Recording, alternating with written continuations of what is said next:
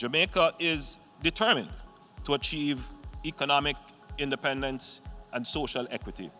And so in 2019, the Ministry of Economic Growth and Job Creation made strategic moves to achieve this goal. Through a redesigned credit enhancement facility, the Development Bank of Jamaica targeted the banking and micro, small and medium enterprise sectors. The facility provides a partial loan guarantee, which allows MSMEs to access greater credit while reducing the risk for institutions to provide lending. MSMEs also benefited from the bank's Biggie program, which will give sector players access to $25 million over a 5-year period. An additional $500,000 in grants was pumped into the program by the Inter-American Development Bank. It is going to support the development of businesses at the very base of the economy. The bank oversaw the execution of the $200 million Social Enterprise Grant Program. Wigton Wind Farm's divestment and listing on the Jamaica Stock Exchange was also managed by the Development Bank of Jamaica. 2019 also saw the bank creating the Caribbean Alternative Investment Association to promote non-traditional investment instruments such as private equity, real estate and venture capital. That association was preceded by January's MOU to offer a certificate program in alternative investments. Jamaica's objective is to be a jurisdiction that offers high-value business services to support local and international business. 16 items were removed from the export licenses list, reducing time and cost to export. A similar benefit was realized with 2019's introduction of the Port Communities Truck Appointment System at the ports and airports. Business name registration and reservation went online in August with the launch of the electronic business registration form. And the Jamaica Single Window and Trade took effect in November. The pilot started with the Trade Board. Targeting the motor vehicles in particular, companies will be able to submit their application online and use the web-based platform to track the progress. The re-engineering of business processes within the public sector resulted in a 7.8% unemployment rate, the lowest in over 3 decades. Investments facilitated by the Development Bank of Jamaica, the Exim Bank, the Jamaica Special Economic Zone Authority, and other ministry entities also helped bolster employment in 2019.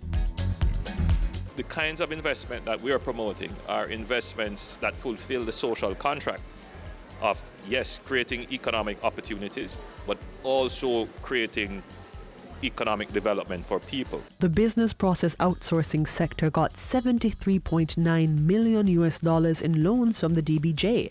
The sector in turn has provided close to 50,000 jobs in the year.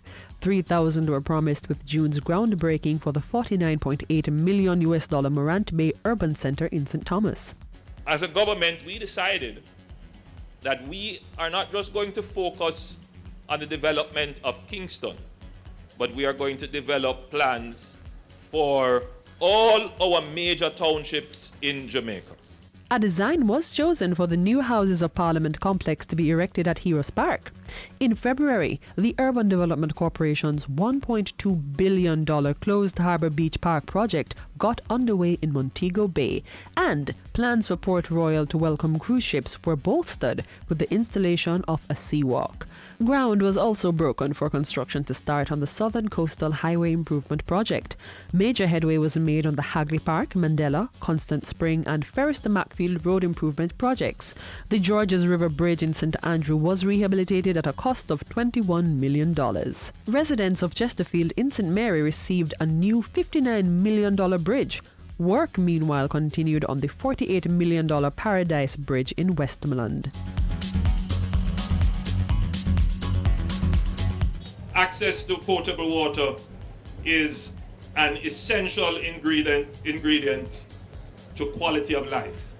In October, the National Water Commission gave residents of Southeast St. Elizabeth increased access to potable water through the Essex Valley Water Supply System. The Commission also continued its systems upgrade to communities across Clarendon and Manchester. A $160 million program to upgrade water storage was announced, with $60 million going towards a new water treatment plant at Rio Cobre. The Rural Water Supply Limited retrofitted 11 schools with rainwater harvesting systems.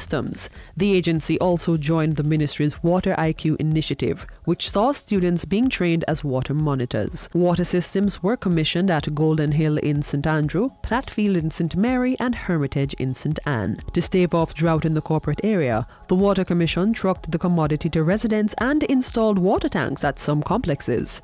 Work began in 2019 to replace the broken 18-inch water main along the Ferry Main Road. My responsibility is to ensure that we advance this process. We're putting in place all the components for a safe, sustainable, and affordable community. The Housing Agency of Jamaica did just that when it signed a contract for the development of Catherine Estates on lands in Bernard Lodge. After signing a contract in April, the agency broke ground to build 754 housing solutions at Ryan Park in St. James. A similar agreement was reached to develop 623 units at Shooters Hill in St. Catherine, and the housing agency issued 434 titles to informal residents who have been regularized. In 2019, the Jamaica Mortgage Bank facilitated investments in 8 housing projects, totaling $1.5 billion in the corporate area. We are going to do whatever is necessary to stimulate the market and to continue to attract developers. Government also tabled a new housing policy which incorporates rainwater harvesting and storage, as well as other green building technologies. A ban on certain categories of single-use plastic bags and straws came into effect on January 1, 2019. Putting teeth to the ban, 16 businesses were charged for breaches in the year. A $1.3 billion Enhanced Disaster Mitigation Works program was launched in the year. Funds were used to sanitize, beautify, and rehabilitate communities.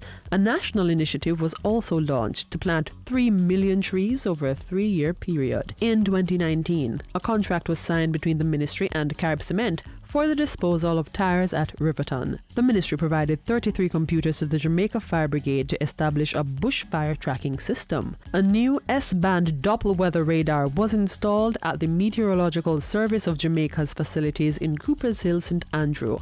And the region's first GPS-enabled early warning system was mounted at Rio Cobre in St. Catherine. Jamaica actively advocates and will continue to advocate for increased and enhanced access to climate finance from both public and private sector sources.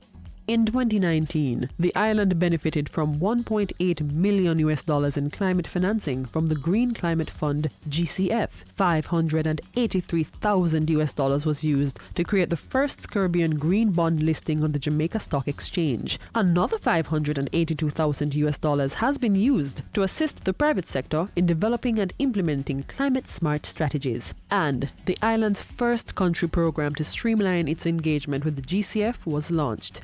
Jamaica also received $16.5 million in funding from the European Union to facilitate ground truthing and boundary installation in the cockpit country. Implementation of the National Forest Management and Conservation Plan will also be covered by the grant. And a portion of a $140 million loan agreement inked with the World Bank went towards Jamaica's climate change resilience efforts. The government's commitment and declaration still stands. There will be no mining in the area designated as the cockpit country protected area.